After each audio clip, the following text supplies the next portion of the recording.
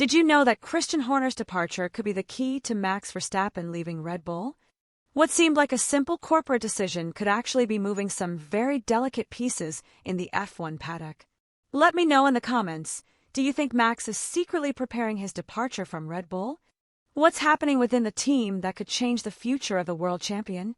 Today we're going to take an in-depth look at Christian Horner's surprising departure from Red Bull, how this directly affects Max Verstappen, and what clues this chaos is leaving us about his possible move to another team. Red Bull is going through its worst sporting period in a decade, and Christian Horner's sudden departure has not only left a leadership vacuum, but has also set off alarm bells both inside and outside the paddock. The team that until recently dominated commandingly now sits fourth in the championship, behind McLaren, Ferrari and Mercedes. In 12 races, the RB21 has only achieved 2 wins. This isn't just a matter of results. It's a structural crisis that has erupted at the most critical time of the calendar. What makes this situation even more critical is that it's not simply a drop in on-track performance. The problem runs deeper and affects all levels of the team. From the loss of key figures like Adrian Newey and Jonathan Wheatley, to internal tensions with Helmut Marko and Max Verstappen's inner circle, the atmosphere in Milton Keynes has become stifling. And to this comes the final blow, the immediate departure of Christian Horner, who left the factory amid tears and applause without receiving any formal explanation from the parent company. But why now? What triggered this move just before the Hungarian GP? The issues are on 3 fronts. First, the sustained poor performance of the car. Second, the drain of technical talent and the internal friction that had been escalating. And third, the reputational damage caused by the investigation into misconduct against Horner in 2024, recently rekindled by compromising leaks that made sponsors like Ford uncomfortable, especially in the face of the ambitious 2026 engine program. In short, Red Bull could no longer sustain the model that built its glory years. The wear and tear was evident, and the pressure from both the sporting and media world became unbearable. The decision was blunt: cut the deadlock and begin an immediate restructuring. The problem is that they did it at the worst possible time, with no room for error and with a championship underway that's slipping away from them race after race. The arrival of Laurent Mekies as the new CEO is the first step in a transformation that seeks to halt the free fall.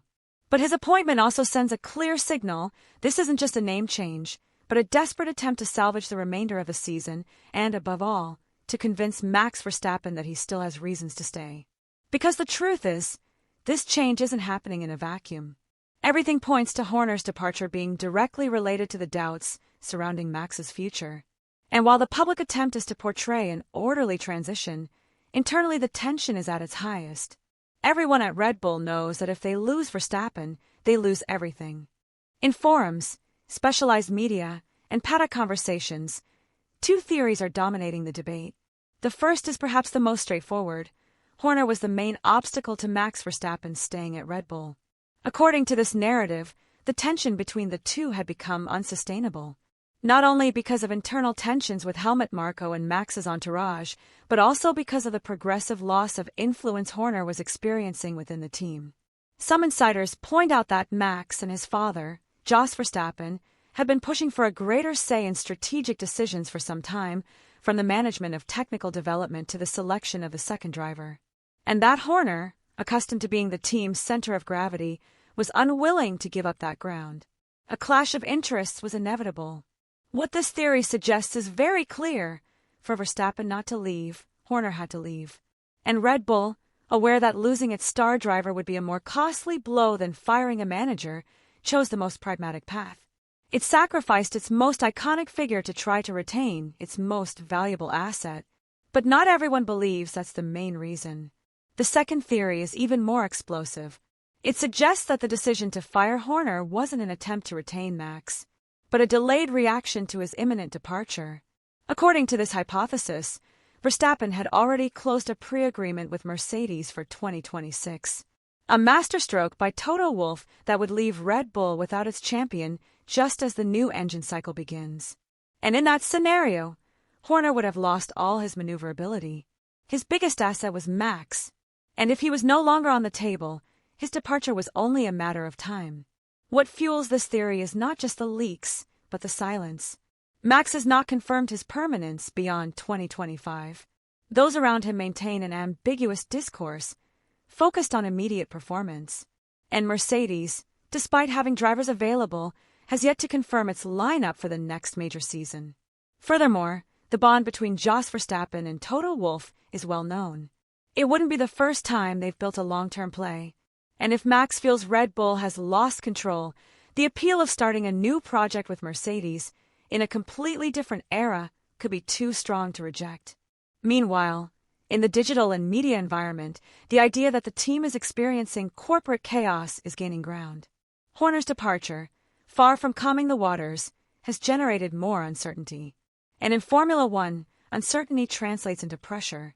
Since Christian Horner's departure was made official, Red Bull has tried to project an image of stability, but the signals coming from within the team say otherwise.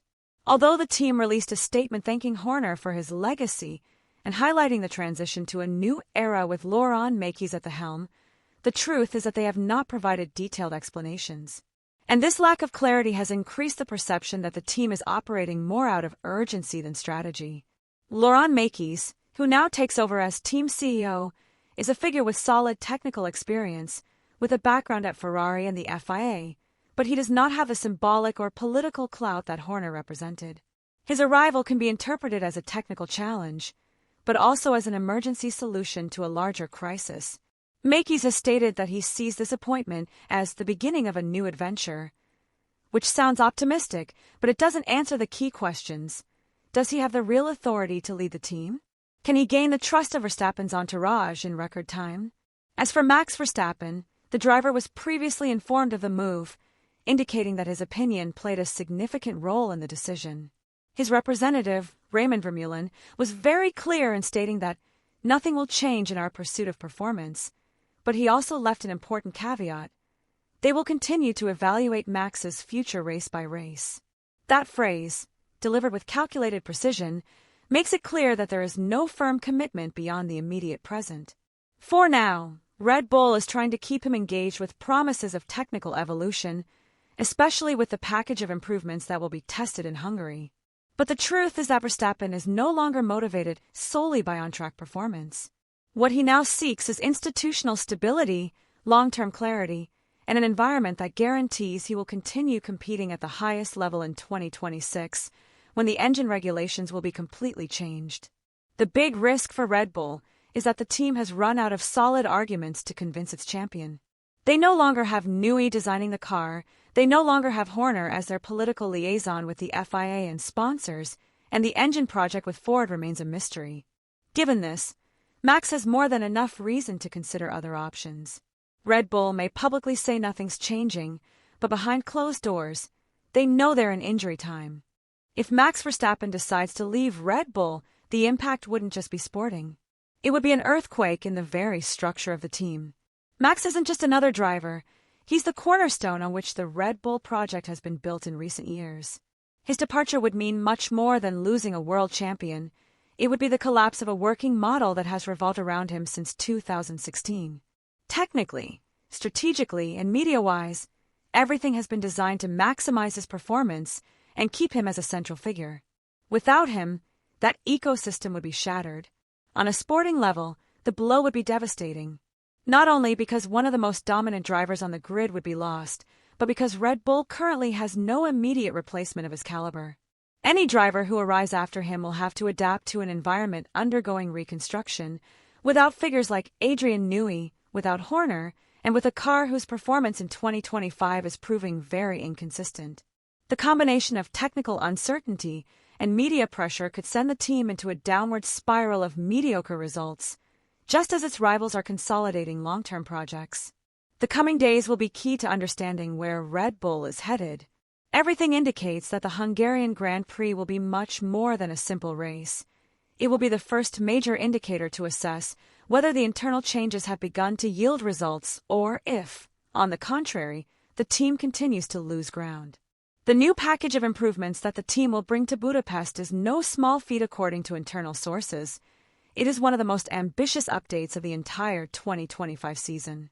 It includes significant modifications to the engine hood, halo, brakes, and floor of the RB21, specifically designed for high downforce tracks like the Hungaroring.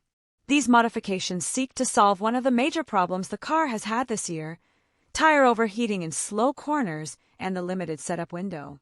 Pierre Watch, the team's technical director, has indicated that the goal is to extend that window and improve the car's consistency, especially in variable conditions like those typically found at the Hungarian circuit. But beyond the technical analysis, the true value of this package lies in what it represents: a crucial opportunity to regain some control over the narrative.